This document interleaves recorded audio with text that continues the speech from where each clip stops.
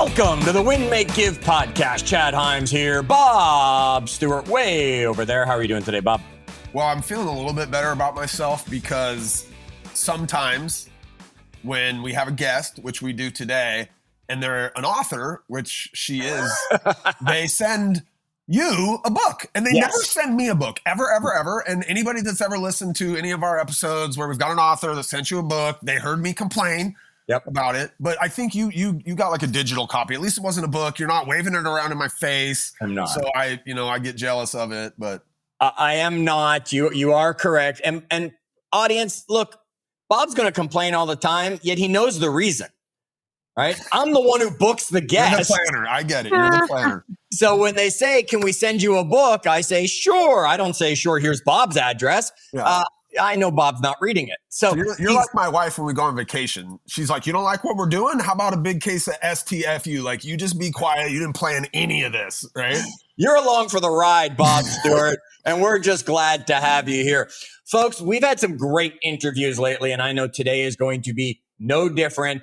We're going to have some fun with our guest who's joining us today. We want to welcome to the Win, Make, Give podcast, Mita, Mallick. Welcome to the podcast. How are you? I'm doing great. Thank you. I'm going to make sure, note to self, send you both copies of my book, which is not out yet, but I'm getting both of your addresses. So there you go. All right. We'll take care of that after the call so we can have them in the collection. Mita, we do not do bios here. I've got a beautiful bio of you that they send over when I'm going to get the chance to speak. I don't care. I don't read bios. And we don't read bios. We want you to truly introduce yourself to our audience. Let them know who you are, not what ChatGPT wrote about you. Oh, I love that. I'm a passionate storyteller. I love writing a good story. I love reading a good story. I've been both a marketing executive and an HR executive. I'm on a mission to fix what's broken in our workplaces. I want the world of work to be different for all of our kids. And the most important thing I'm doing right now is trying to raise kind and inclusive human beings. And I'm sure every generation before me said that, but it is a difficult time to be raising kids and parenting. So I'm open for unsolicited parenting advice. You can go into my DMs.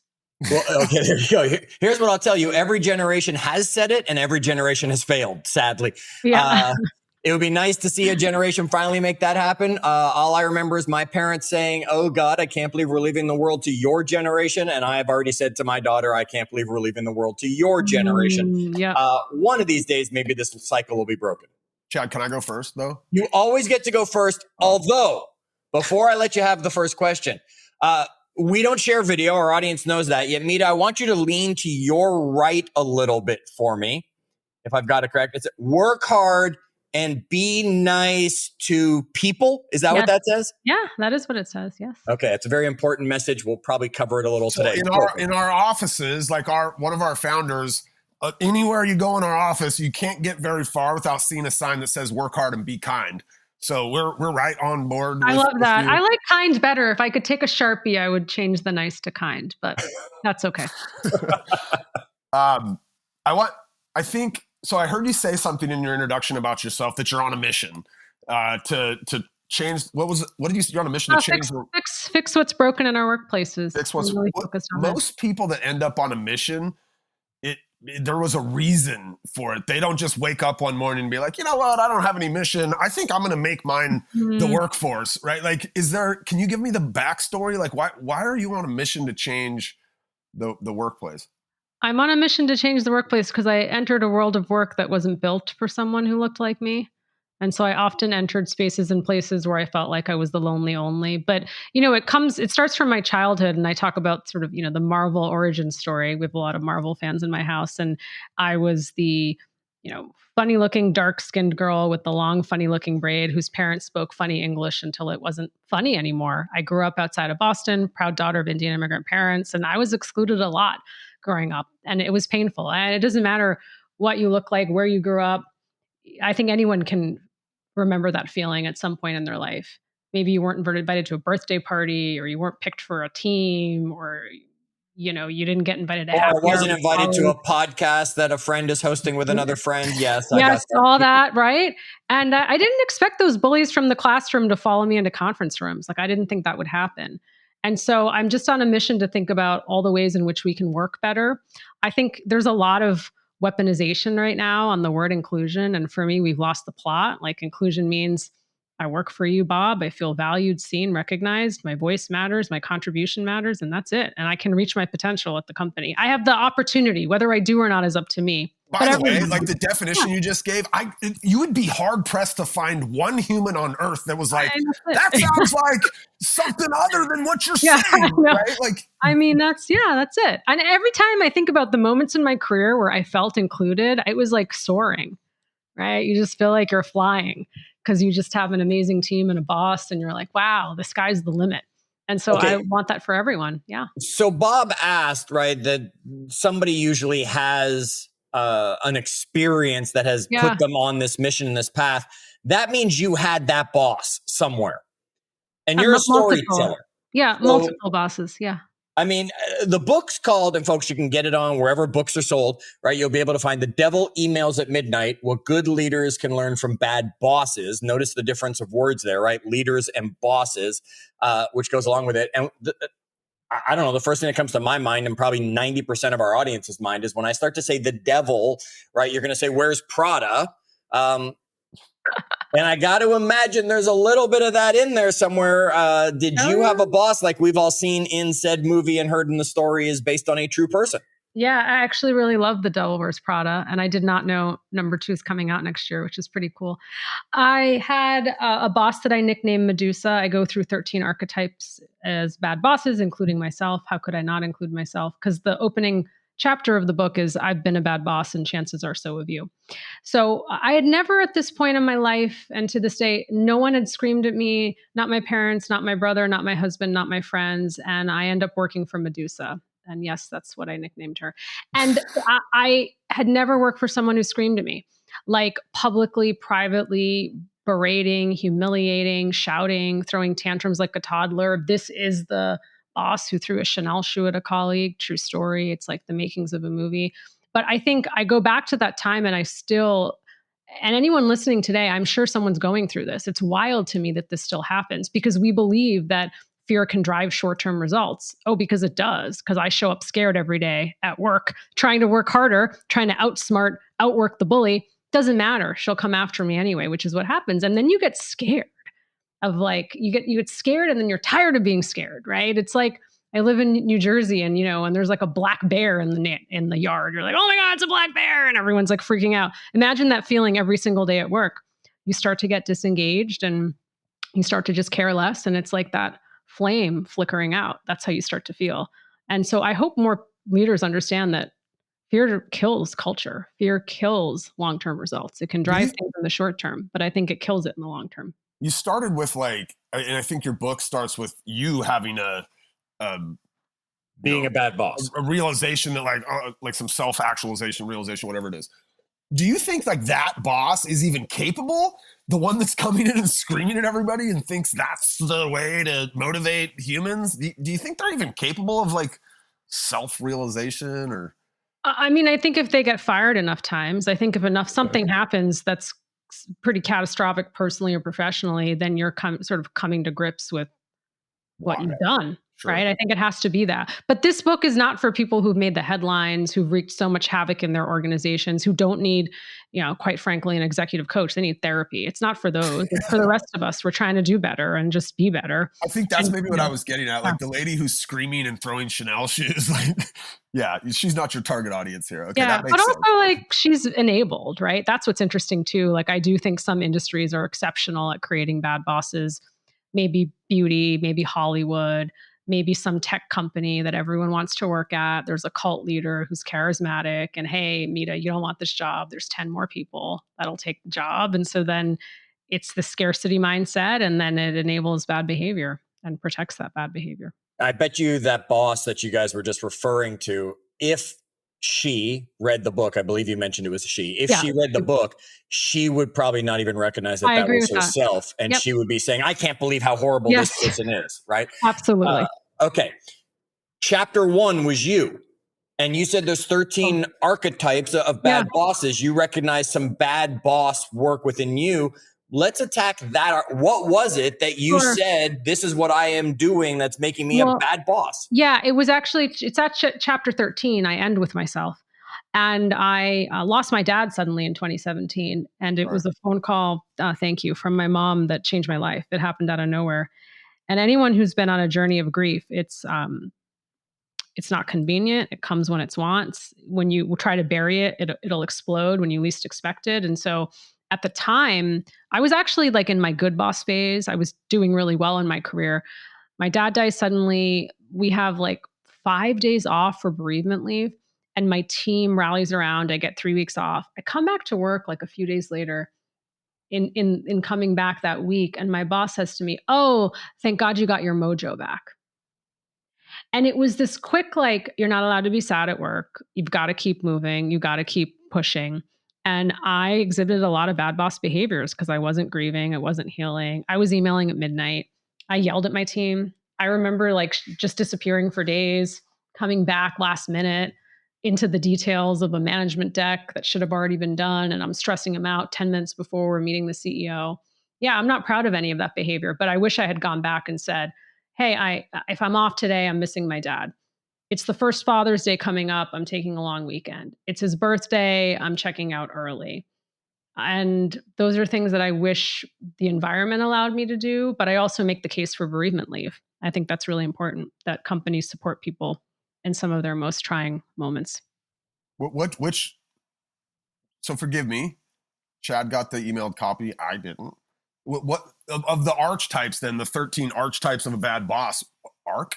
I don't think it's archetype. Archetypes, yeah. Archetype. I said archetype. Sorry. It's okay. The archetypes, like which one were you exhibiting? Yeah, I actually just I said the boss who wasn't the boss who couldn't grieve and couldn't show up for a team. I don't nickname myself in it. I just end the book with that. But yeah, and I was exhibiting all kinds of. I was exhibiting micromanagement, disengagement. I was exhibiting temper tantrums, right? Yelling, screaming. So all the things I sort of talk about, I under pressure was exhibiting. Okay, so we have a lot of entrepreneurs, Yeah. and many of them are solopreneurs, and they're growing a business or they're growing an organization.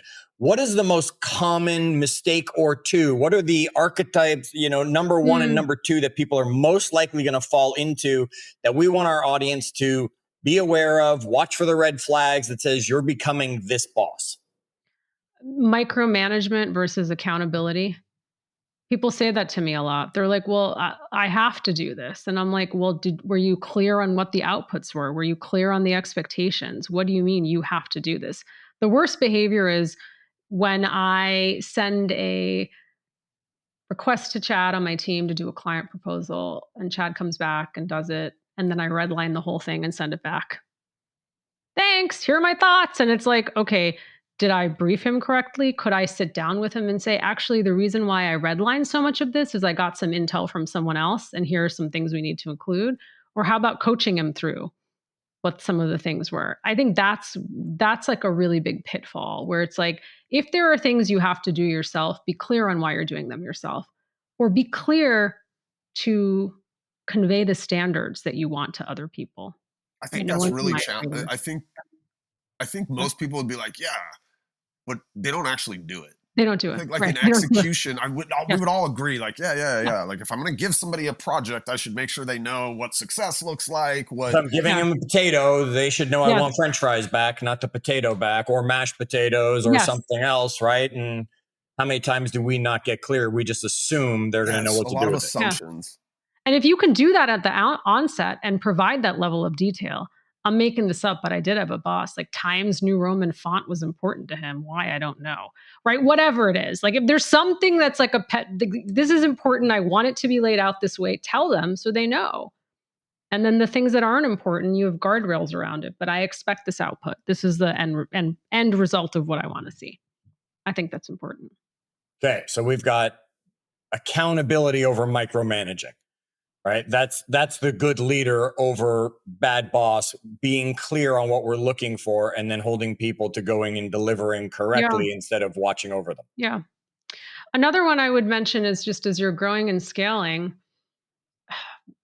not everybody wants to lead. Right. I think we're chasing this corporate America dream. I certainly did. It's like, I want the corner glass office with the city view, a bathroom, fridge, couch, and I get to look out and see everyone that works for me. And not everybody wants to lead. They just want to get really good at the thing they do. And so when you're about to promote somebody or ask them to be in charge of other people's careers, did you ask them if that's what they wanted? Or did you just assume because that's how it's been done? And a lot of tech companies I'm seeing doing this well, where especially like in a field like engineering, you might just want to get better and better at what you do. You don't actually want to lead people. And you can have an individual contributor track. You can still pay people and recognize them, but I don't want to be in charge of anyone else right now. And I I've think seen that in yeah, our company, especially yeah, like in our development organization, yep. where a lot of times in a dev organization, they pluck somebody from inside of there and elevate them to lead the rest of the team. And, I mean, I don't want to, I love all of our developers. I don't want to paint them all into like the same box, but some of them don't have that personality. They don't want it. Well, I was going to ask you, what about you? Right? I mean, I've worked with you for a long time, and I got to say, the Bob Stewart I first knew had no desire to be a leader, to hold people accountable. To you wanted to help everybody, yet you didn't want to be the guy in charge. Chad, I will tell you that if you were to ask around here, you're not like inside of our organization necessarily, but I have everybody know, like the people that the people know, like Ellen and David and Ben, and they know who I am, and so it has been set up in a way where I'm not necessarily leading a group of people as much as I'm maybe influencing them, but I'm not their leader, as it were.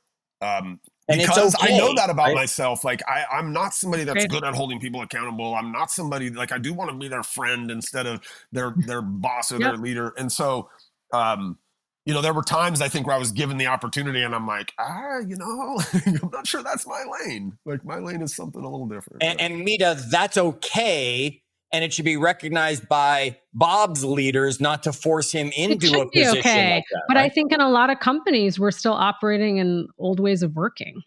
Like we're all still chasing, like, yeah, how can we build an empire and how much headcount do we have on the org chart? And I just don't think that's the way a lot of people want to work anymore. What's your take on remote working versus in person? I mean, the world changed a few years ago, of course, and remote working became mandatory in almost every industry.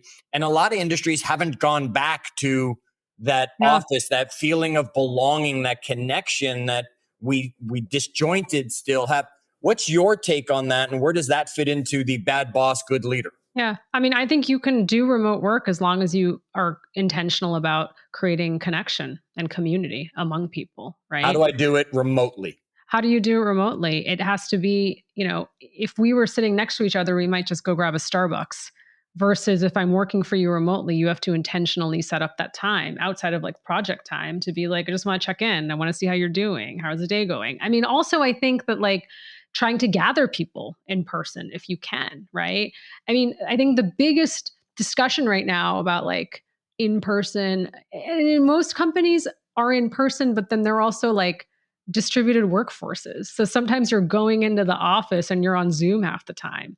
And so I think people's frustration is, I could have just done this meeting at home and not commuted in 2 hours, versus when you're in person, you're actually using that to brainstorm, to ideate. You're using that for these really important moments to help drive your business. That's what I think is important. And the bad boss behavior can come up when it's like proximity bias, because Bob sits next to me and Chad's in Texas and I'm in Jersey, right? And so then it's like, well, the person who's closest to me physically is the one who I'm going to pay more attention to. And that's hard. And I think many of us felt, a lot of what's happened during the pandemic and post-pandemic, we didn't like teach leaders to think about these things or teach each other. We just kind of fell into these ways of working. And so the intentionality matters a lot. I feel that one. Bob, you're closer to Ben. I feel over here forgotten. Yeah, totally. I mean, Right. and as an extension, Chad, yeah, I'm closer to him, but Josiah is even closer than I am. Right. And he's, his proximity there is has given him an advantage or a leg up. And he's an awesome guy and Of course, super smart. absolutely. And even if we were sitting next to each other, Josiah would probably be getting a leg up on me. But yeah, proximity matters. You have a whole kind of track in the book about feedback. Am I wrong? You think feedback's important, right? I do. Yeah, feedback's important. So I've worked in companies I've only worked in a couple of companies in my career, by the way. Not many, probably a handful, 5, let's call it. Yeah. I've been at this company for 15 of those years. This company, I think, does a pretty good job with feedback.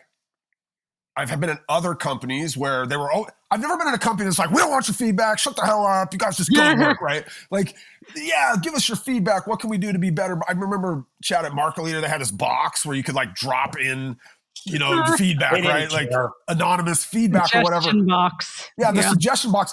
Nothing ever changed. No. Yeah. And then so you get to where I'm like, I'm dropping that suggestion box. That's horseshit, Like, what does a meaningful feedback loop look like? Because we want feedback from our employees, but the reality is not everything they give us as feedback is going to change something. Yeah. But I think it becomes demoralizing when you're like, I give feedback and nothing ever changes. Like, where's the balance in there? Or what does a good feedback loop look like? Here's the thing. Don't ask for feedback. If you don't want it, you're not going to do anything with it. I've worked with too many founders and CEOs, get the feedback. They don't believe it. They try to bury it. They forget they saw it. And then the people who give the feedback are like, what was the point of this exercise? Like, why did I spend time putting something in a suggestion box? Have you ever been on the other side of that, though? Like, I've been on the other side of that here. From the tech side, we get massive amounts of feedback. Yeah. You do. And then you have to be able to, you have to be able to somehow synthesize it or scroll through it, right? And I think it's that people want to feel like they were heard. Yeah. Hey, we got the feedback and here are the 3 things we're going to work on. You're not going to work on 50. You're going to say, here are the 3 things. But I had one of my bad bosses at the end of my performance review every year would say to me, so Mita, what do you think I should be doing differently?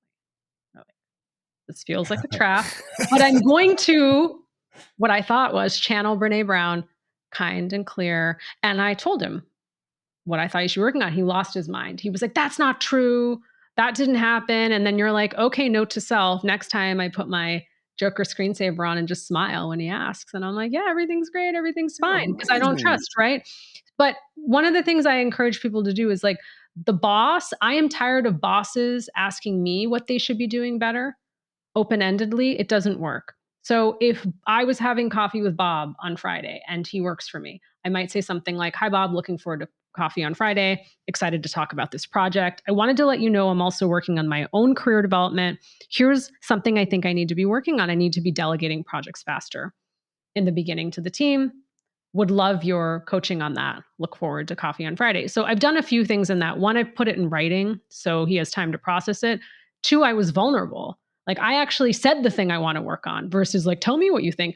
And then 3, I used coaching because sometimes feedback can seem heavy in a culture, depending on how that word is used. Might seem right or wrong, or it's either positive or negative, but I'm just asking for coaching. And then I meet and Bob might say at a coffee, actually, that's not what you need to work on. It's something else. And I'm like, well, thanks for that. I'm going to process it and come back to you. But especially when there's power dynamics, you have to be careful about how you ask and invite in the coaching. And then, like you said, you have to do something with it. Okay, so we're talking with Mita Mallick. She's the author of the book that you're going to want to check out here. It's The Devil Emails at Midnight, What Good Leaders Can Learn from Bad Bosses. You can find it anywhere that you're going to get books. I want to talk about the exact title and things that the devil... Great title. That's such a good title. Thank you. The Devil Emails at Midnight. Now, Bob and I have a boss, sort of, and he absolutely emails at midnight. Right? Because he's an insomniac, so he never sleeps. So when he gets an idea, he emails at midnight. Now, he made it very clear to me early in our relationship, just because I'm emailing you at midnight doesn't mean I need a response at midnight. It means I'm getting it out of my head because it's in my head at midnight so that you'll find it in the morning and you can deal with it. Yet not all leaders are that way, right? I'm emailing you at midnight. I'm expecting a response from you. You should be up because I'm up. How do good leaders versus bad bosses build those guidelines, those boundaries, and support the counterbalance and allowing their employees to have a life? I love what you just said about that example. That person said, don't respond at midnight. And I hope he actually holds on to that line because that's what good leaders do. So other leaders might say, I email off hours, but respond when it's convenient for you. And guess what happens? Mita responds and they respond back. And then at midnight at 1 a.m., we're going back and forth, right? So it doesn't work that way. And I think for me, what I'm saying is that when I talk about it in The Devil Emails at Midnight, this is the boss who never had time for me during the day. Never had time for me. And it was during the hours of 10 p.m. and 2 a.m. She would routinely dump her inbox out and we would be in these active conversations. And the question is, if you consistently expect your team to be working after hours constantly, you're going to burn them out. That doesn't mean they're not drive periods. That doesn't mean that there aren't periods. Like I have a book launching imminently. You better believe I'm driving hard, but I'm not going to be able to consistently work off of sleeping X hours only, or not taking care of myself, or not exercising, or whatever, to try to reach this revenue goal. And that's what I want people to be thinking about. And it's also being clear about ways of working, right? And like, I was in Nashville at a very large public company, and I gave a talk on the book, and I came off stage, and this leader came up to me. He was very excited, and he said, I don't email at midnight.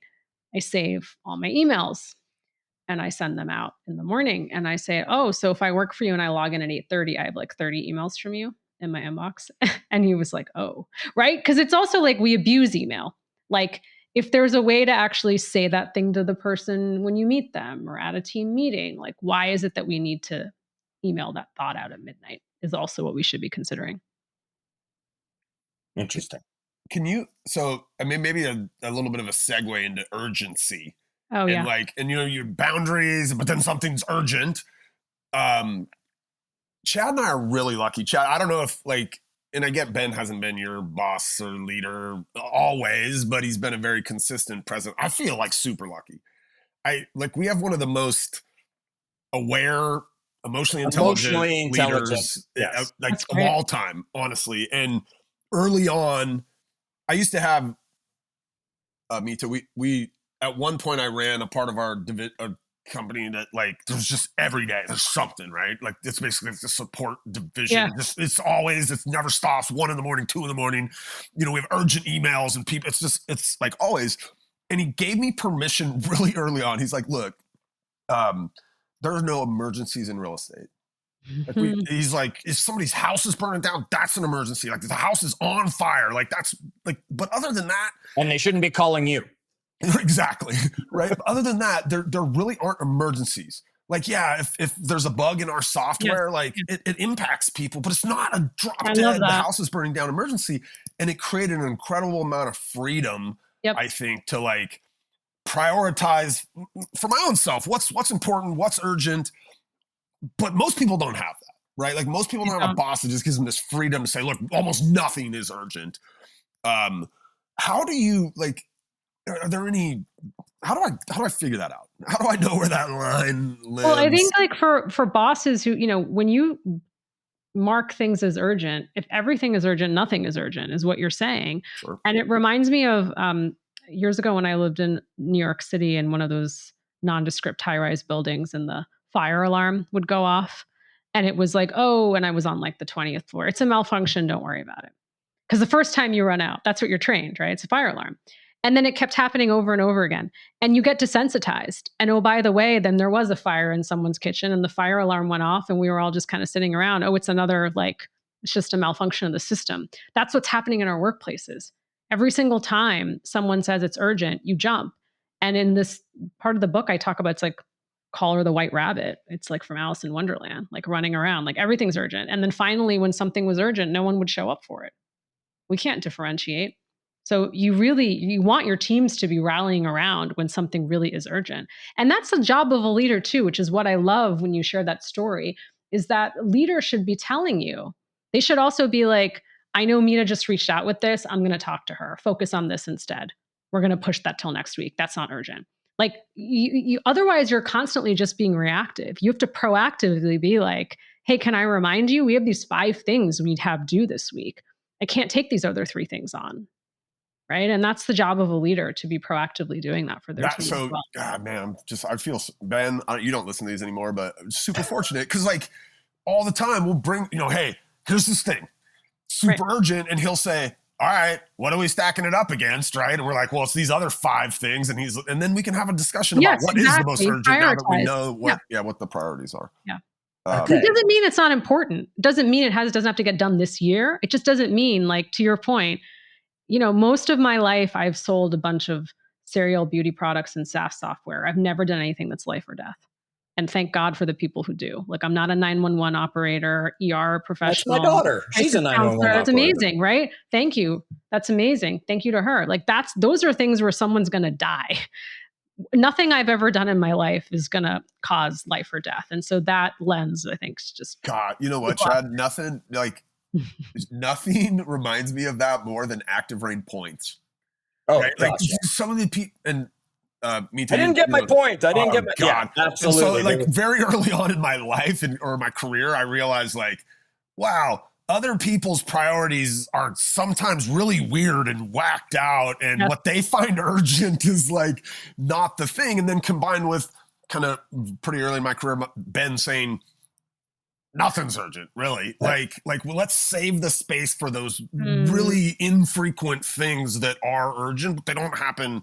Listen, is Ben hiring? Can I send him my resume? Ben sounds great. All your listeners are going to be like, Ben's always looking. Oh, they all know him. He's always looking for talent. And we did an episode a long time ago. I can't scroll back and find it now to tell everybody where it is. Maybe you can find it through a search on the Eisenhower matrix.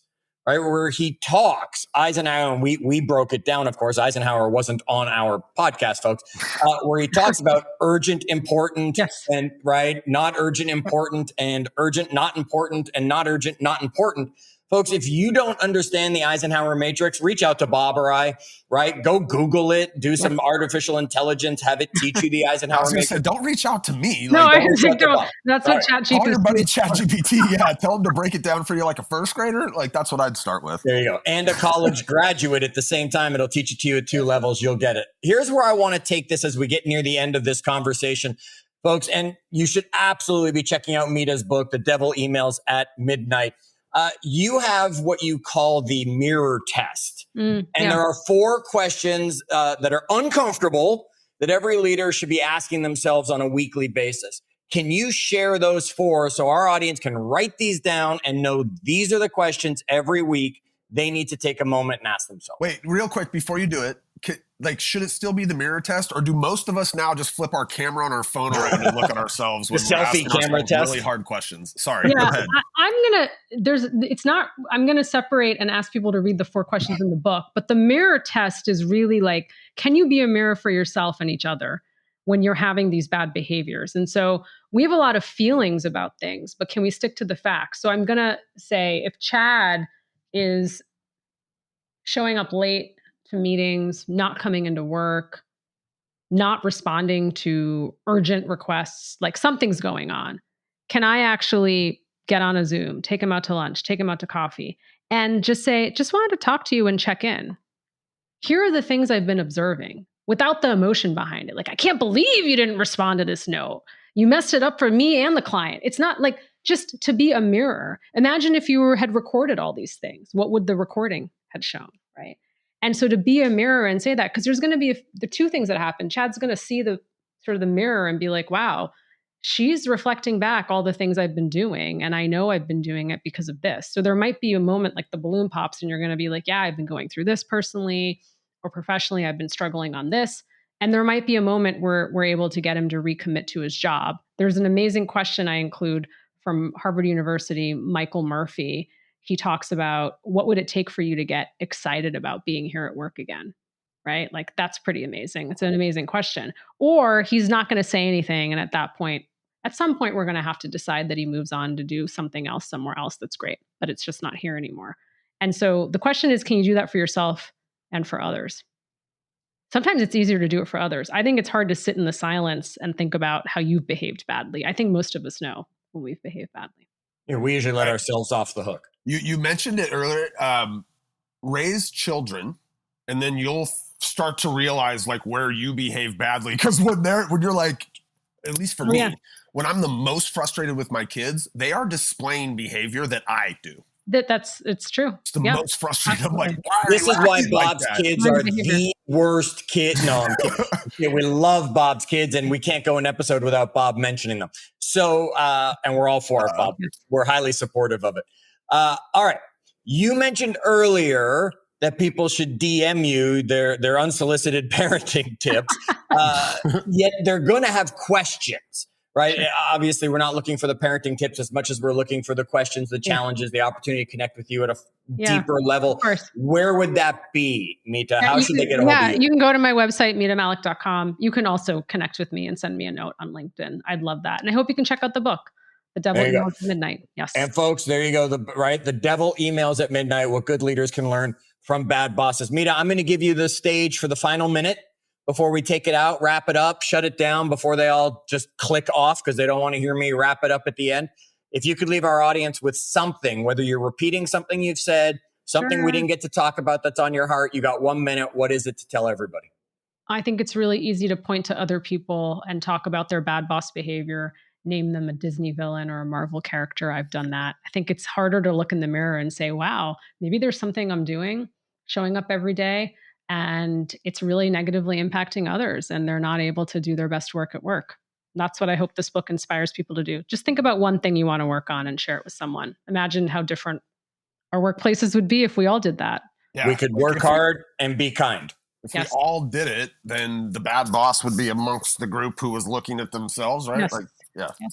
Look perfect. Inward. Love it. Folks, we want to thank Mita for joining us. You can check her out, mitamallick.com. Of course, you can find the book anywhere the books are. Another one that has her own name as a URL. I'm so jealous. So jealous. All right, fine. Bob, go change your name legally and find a URL that's still available. There's one out there somewhere.